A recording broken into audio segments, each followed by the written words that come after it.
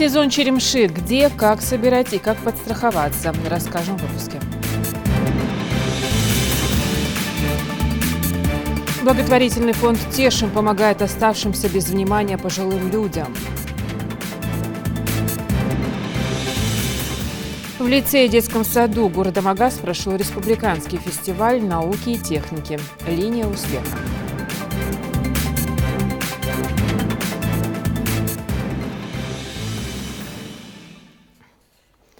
Здравствуйте, это новости 24.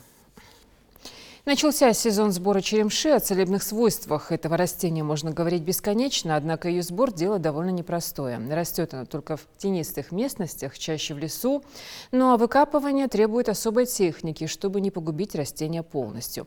Еще одно условие сборщикам черемши перед походом в лес – необходимо отметиться в местной администрации. Диана Дударова с подробностями. Выглядит как ландыш, пахнет как чеснок, на вкус как зеленый лук, союзник иммунитета и противник сезонной вялости. Так характеризует ее черемшу. Как правило, на прилавках появляется к середине зимы. Здесь ею торгуют обычно перекупщики, а сбором занимаются в основном жители сельских поселений, расположенных рядом с лесными массивами. Так в Галашке эта местность является точкой отправления и прибытия сборщиков. Здесь же черемшу и продают перекупщикам. Вернулся с очередного похода и Ибрагим Бузуртанов. В этом деле не новичок. Около 30 лет. Каждую зиму вместе с родными отправляется в лесную чашу за многолетним растением подсемейства луковых и точно знает, как не заблудиться.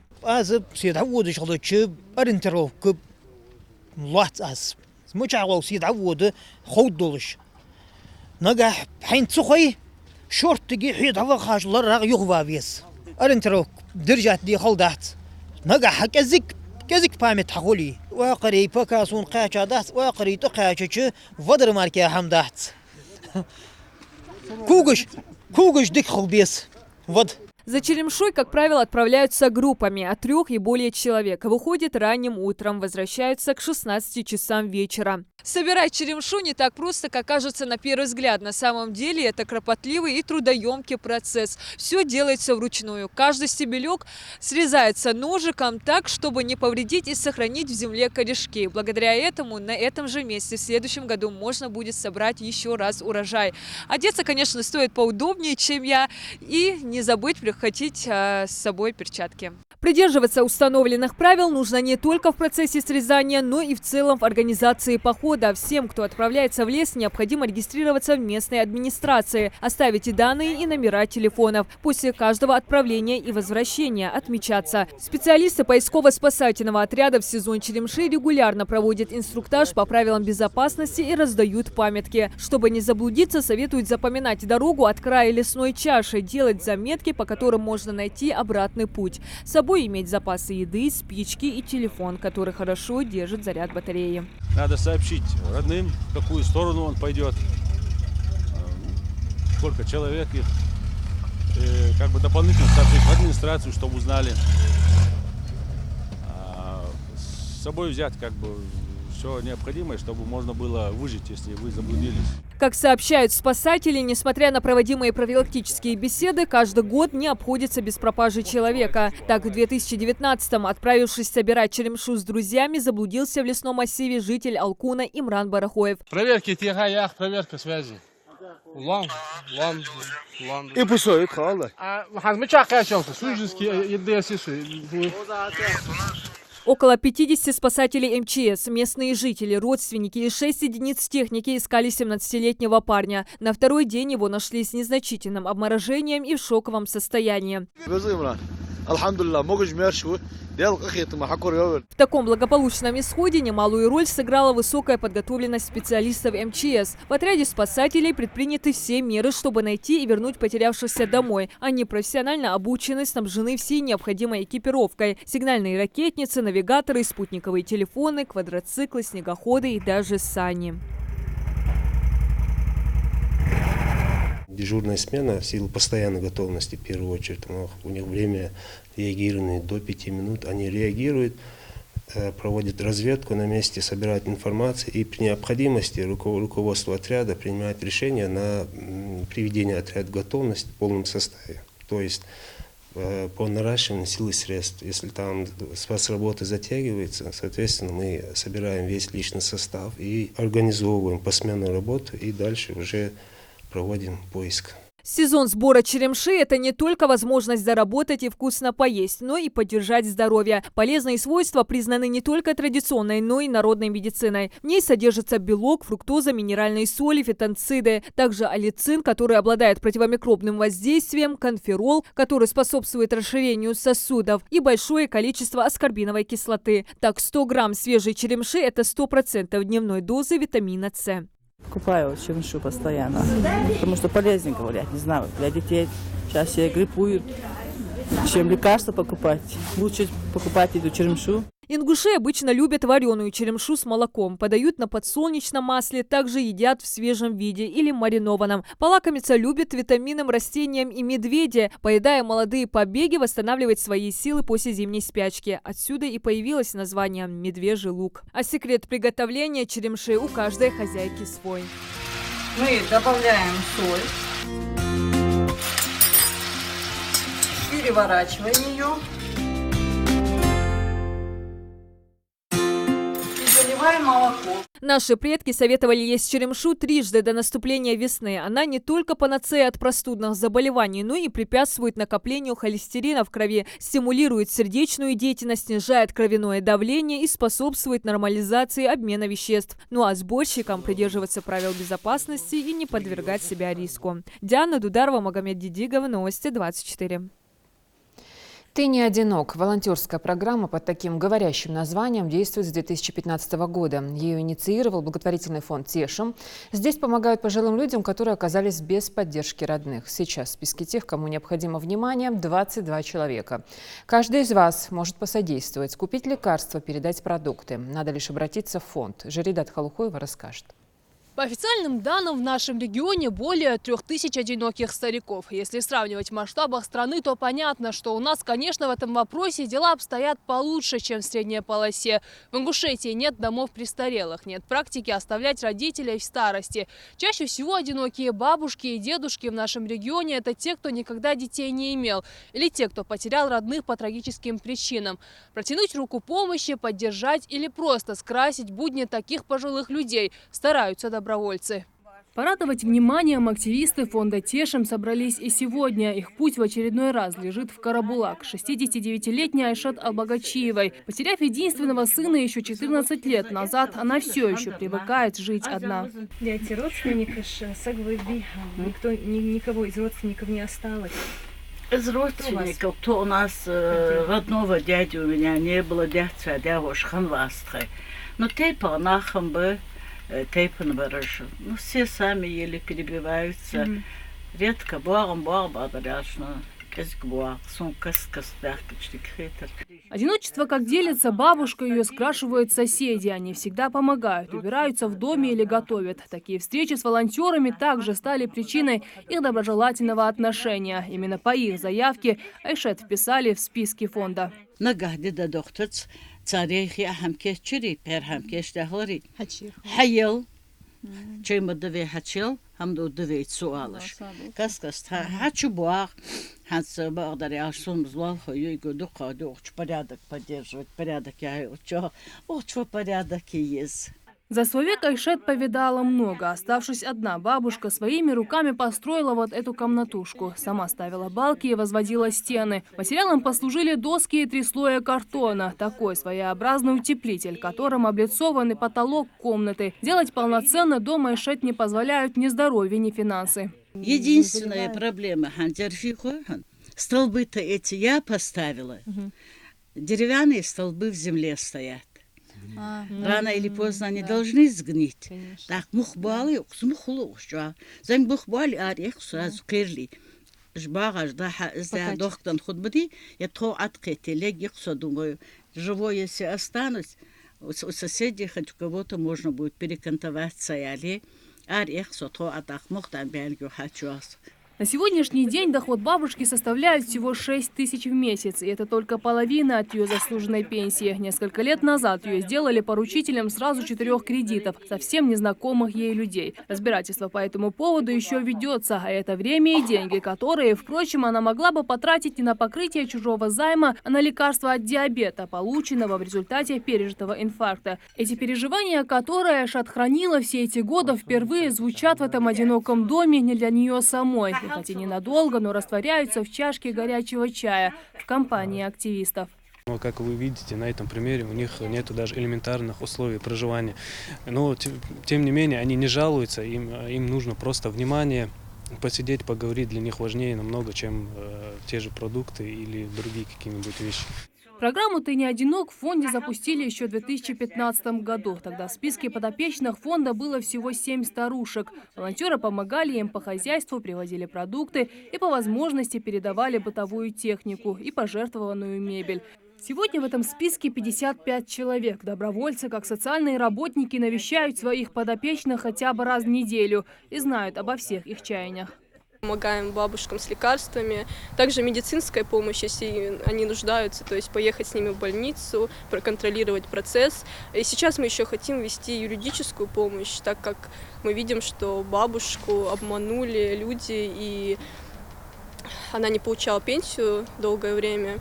И мы хотели также попросить жителей нашей республики не оставаться равнодушными. Проект «Ты не одинок» – это способ, если не решить проблему всех одиноких стариков республики, то хотя бы заявить о ней. Волонтеры надеются, что, взяв с них пример, кто-то обратит внимание на свою одинокую соседку, поможет ей с отоплением или купит нужные таблетки. Ну а тем, кто готов стать участником проекта «Ты не одинок», нужно просто обратиться в фонд Тешим. Шажада Тхулхоева, Магомед Дидигов, Новости 24.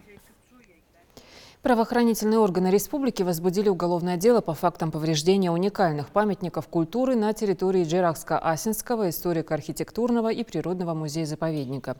По данным ведомства, дело завели по части 1 статьи 243 УК России «Уничтожение или повреждение объектов культурного наследия народов страны, включенных в единый государственный реестр, взятых под охрану государства». По версии полиции, произошло это не позднее 15 декабря 2019 года. Неизвестные причинили повреждения башенному комплексу Бейни, памятнику Бер-Эргала и усадьбе Утенгала. При проведении осмотра места происшествия установлено, что на всех упомянутых объектах выбиты камни из общих и фасадных кладок, а также арочные камни дверных проемов. В общеобразовательном учреждении лицей «Детский сад» города Магаз прошел республиканский фестиваль науки и техники «Линия успеха».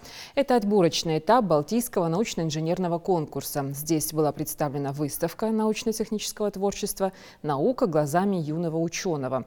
Также организовали научно-исследовательскую конференцию для детей и молодежи Ингушетии. Участие принимали дети со всех школ региона. Подробности у нашего корреспондента.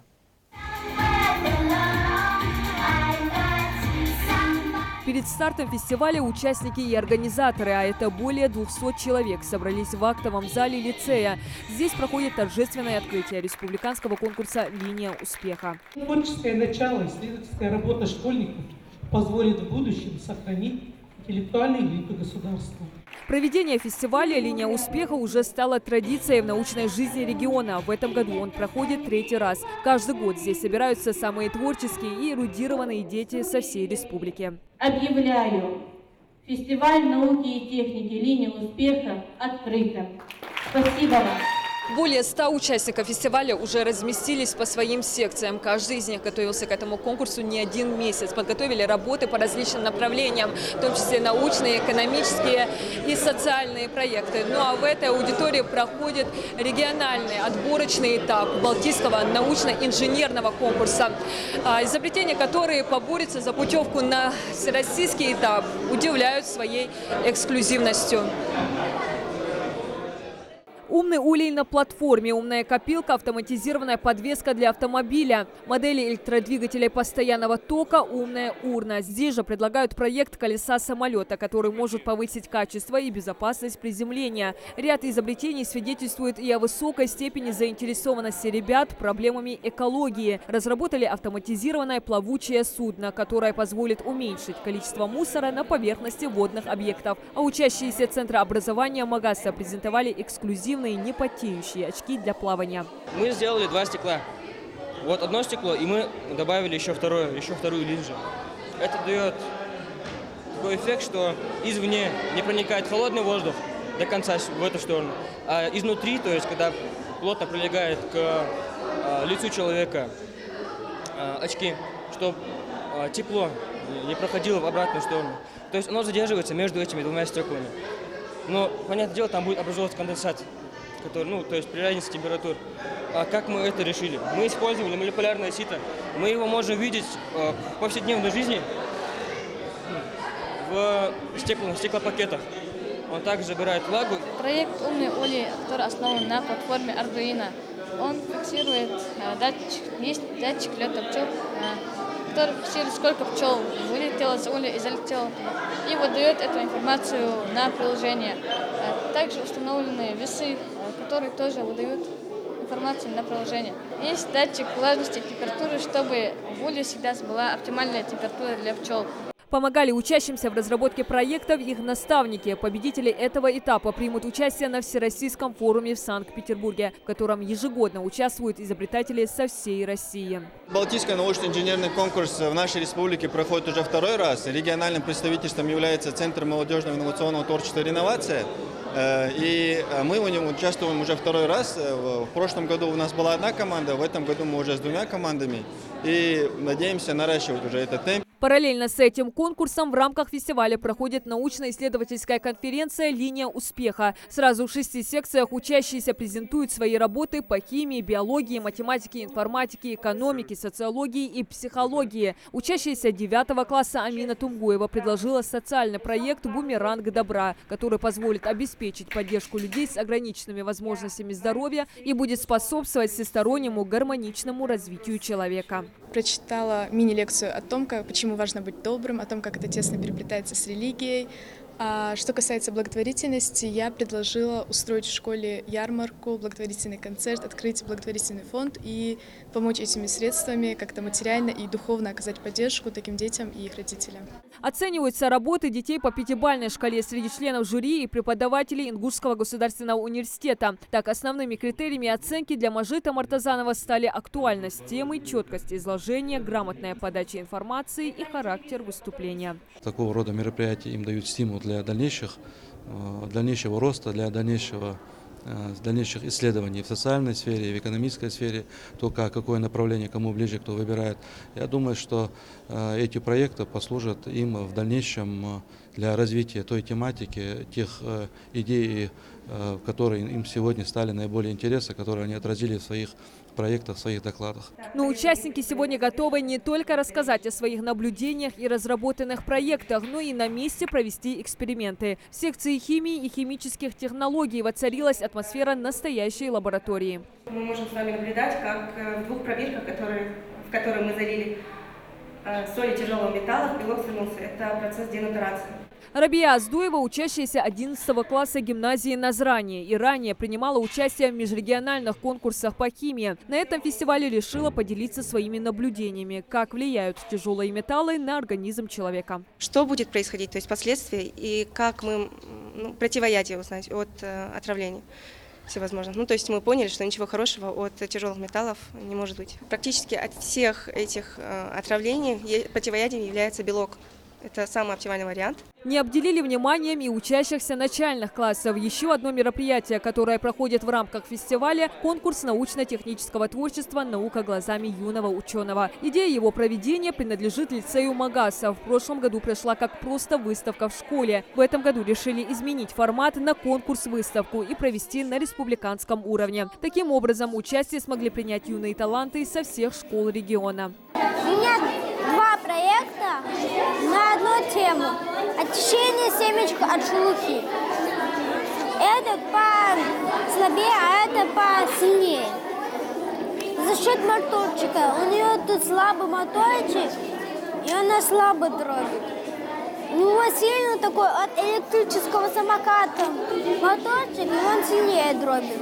Главные цели и задачи, которые ставят перед собой организаторы, это активизация творческой, познавательной, интеллектуальной инициативы обучающихся, вовлечение их в исследовательскую, изобретательную деятельность в различных областях науки, техники и культуры. Это мероприятие станет такой вот площадкой, где собираются талантливые дети, где они общаются друг с другом и обмениваются опытом. На самом деле это очень полезно, так как вот эта вот дискуссионная площадка, вот это вот место, где дети могут встретиться и обменяться опытом, на самом деле детям это очень важно, особенно талантливым детям. Организаторы уверены, именно такие площадки – самый верный способ разбудить в детях творческий потенциал. Они же мотивируют и стимулируют их к реализации креативных идей. А задача взрослых – предоставить им возможность проявить себя. Ну а победителей этого фестиваля определят чуть позже. Некоторые из них смогут принять участие уже на межрегиональных и всероссийских конкурсах. Диана Дударова, Магомед Белакиев, Новости 24. Власти Ингушетии откроют в этом году 6 новых домов культуры и намерены начать строить еще 2 в рамках нацпроекта «Культура». Кроме того, в регионе по поручению президента России планируют еще 4 культурных объекта. Это Республиканский театрально-культурный комплекс, здание Русского музыкально-драматического театра, Государственный колледж искусств в Назране и новое здание для Республиканского музея краеведения имени Тугана Мальсагова в Магасе. Также будет проведена реконструкция Республиканского театра юного зрителя. Напомню, что нацпроект «Культура» состоит из 3 подразделов – культурная среда, творческие люди и цифровая культура. Ну а всего на реализацию нацпроекта из бюджета планируется выделить 113,5 миллиарда рублей. В городе Тырныауз прошел открытый турнир по боксу среди юниоров в 20 весовых категориях. В соревнованиях приняли участие спортсмены со всех регионов СКФО, 22 представителя от Ингушетии. И все они не остались без медалей. Наш корреспондент побывал на тренировках юных чемпионов. «Порхай как бабочка, жаль как пчела». Именно этому легендарному выражению следует Хусейн Аздоев после своей первой поездки на соревнования. Совсем юный спортсмен тренируется только год. Увлекся боксом для самообороны и крепкого здоровья. Выступать на соревнованиях не планировал, но не тут-то было. Тренер сразу выявил талант у мальчишки и отправил в бой, где тот занял первое место в весовой категории 28 килограмм. Первый бой коштал, второй читача, шинари коштал, первый мостик, чем чемпионство только мостик жах. Открытый турнир по боксу в Кабардино-Балкарии среди юношей 2008, 2010 и 2011 годов рождения посетило 150 участников. 22 из них представили нашу республику. Карабулак, Майская, Алиюрт и Назрань совместно отправили своих ребят для демонстрации навыков спортсменов. Все боксеры привезли с собой медали – 12 золотых, 8 серебряных и 3 бронзовых. Повезли мы 8, чтобы у них глаза открыли, чтобы в дальнейшем им уже легче было узнать, что такое бокс, чтобы они знали, как надо работать в дальнейшем, что надо тренироваться. Поэтому повезли туда. Пацаны хорошо поработали, 8 повезли, 5 первыми стали, 3 вторыми. В Ингушетии бокс входит в 5 самых массовых видов спорта. Только в секции ФОКа города Назрань занимаются более 40 спортсменов. Для младшей возрастной категории эти соревнования – возможность не только набрать опыта, но и выполнить нормативы на юношеские разряды. Например, Мухаммеду Барахоеву досталось серебро. Для него встреча с опытным соперником стала самой важной к началу Нового года. Бой был достаточно сложный. Противник у меня был нелегкий, у него были руки длиннее, сам он был выше. Весовая категория у нас была 60 килограмм. Противник хорошо дрался. Он провел 10 боев, а у меня был первый бой. Из-за боя я получил большой опыт. Теперь я буду знать стратегию. И у меня будет стратегия, и я буду стремиться, чтобы реванш победить. Впереди спортсменов ждут очередные соревнования. Тренер отмечает, что перспективы у ребят огромные, и пока есть желание сражаться, они будут выступать на всех турнирах. Михаил Тангиев, Адам Гулоев, Магомед Белакиев. Новости 24. Стоматология как вид искусства. Образовательный проект для врачей этого профиля проводит лекции для практикующих медиков. О новых методиках лечения расскажет наш корреспондент Тамара Хашагульгова. На две большие подгруппы. Адгезивы под протокол тотального травления, когда мы с вами травим ортофосфорной кислотой и эмаль-дентин. Учиться никогда не поздно. И хоть эти врачи давно покинули стены медицинских вузов, но послушать лекцию по своей специализации пришли с большим удовольствием. Вернуть улыбки красоту, гармонию, подаренную природой, ее естественность, а вместе с тем и здоровый вид. Сегодняшний семинар посвящен реставрации передних зубов. Курс посвящен именно прямым реставрациям. По-простому говоря, это пломбы, которые мы ставим нашим пациентам в каждодневной практике. Мы разбираем именно сейчас пломбы передних зубов, для того, чтобы это делать не только красиво, но и функционально. Зарима Арчакова в этой профессии уже 15 лет и хорошо знает, что стоматология – это не сухая медицина, а настоящее искусство. Но когда речь идет о реставрации, это самый что ни на есть творческий процесс, который не стоит на месте. Каждый год появляются новые методики лечения, которые нельзя игнорировать. Любой курс, безусловно, дает новую информацию, это однозначно. Даже если мы из всего курса за 2 дня вынесем одно предложение, и это будет новая информация, это уже хорошо. Очень много мелочей, очень много нюансов. Ведь мы в обыденной жизни просто видим целый зуб, а вот как он строится, это на самом деле очень кропотливая работа. Поэтому мы как стоматологи, как специалисты, очень мелкие нюансы для себя уже вынесли из кейсов доктора. Послушать лекции пришли не только местные стоматологи, но и их коллеги из соседних регионов. К примеру, Асхаб Шишханов приезжает из соседней Чечни уже не в первый раз. Я стоматолог-терапевт с 2013 года, практикую именно терапии. И 2 года как увлекся именно реставрациями. У Руслана Бериталя были семинары по боковым зубам, по жевательным и по фронтальным. Подобные лекции проходят в нашей республике не впервые. За 2 года существования образовательного проекта Council Dent они уже успели стать традиционными. Свою главную цель – повышение опыта стоматолога в республике, по словам организаторов, он оправдывает полностью. Северокавказский образовательный проект Council Dent, который занимается проведением рядов семинаров и практических модулей по современной стоматологии.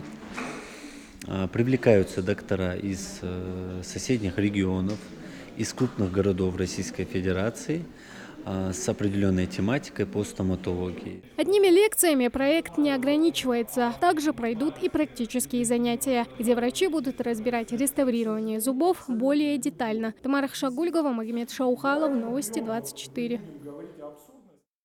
За новостями на канале Ингушетия и до встречи в эфире.